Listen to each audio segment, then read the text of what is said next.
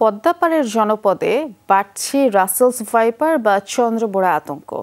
সাপে কাটা অনেকে ওঝার কাছে গিয়ে প্রাণ হারাচ্ছেন। চিকিৎসকরা বলছেন, দ্রুত রোগীকে হাসপাতালে নেওয়া হলে জীবন বাঁচানো সম্ভব। পর্যাপ্ত অ্যান্টিভেনমও রয়েছে।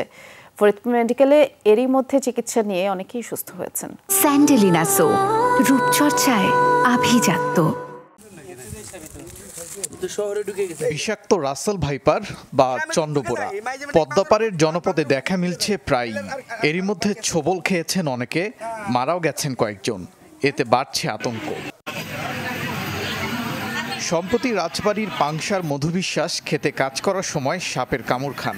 এরপর সেই সাপসহ দ্রুত উপস্থিত হন উপজেলা স্বাস্থ্য কমপ্লেক্সে। পরে ভর্তি হন ফরিদপুরে বঙ্গবন্ধু শেখ মুজিব মেডিকেলে।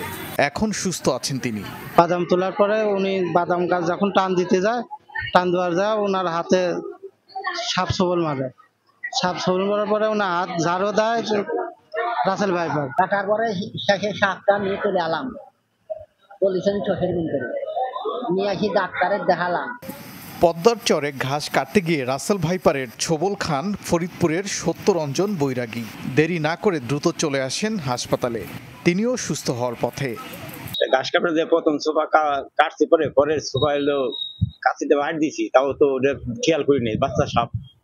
পরে এক পুষ কাটছি, পরের পুষের সময় এলো কামড় দিছে। সাপে কাটলে অনেকে ওঝার দ্বারস্থ হন।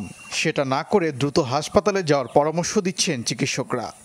আমাদের চিকিৎসকদের প্রশিক্ষণ আছে, এর সাথে আমাদের পর্যাপ্ত পরিমাণ অ্যান্টিভেনম মজুদ আছে। তাতে করে সাপে কাটার সাথে সাথেই যদি রোগীরা আমাদের হাসপাতালে আসে, তাহলে আমরা আশা করি 100% আমরা মানসম্মত চিকিৎসা দিতে আমরা সক্ষম।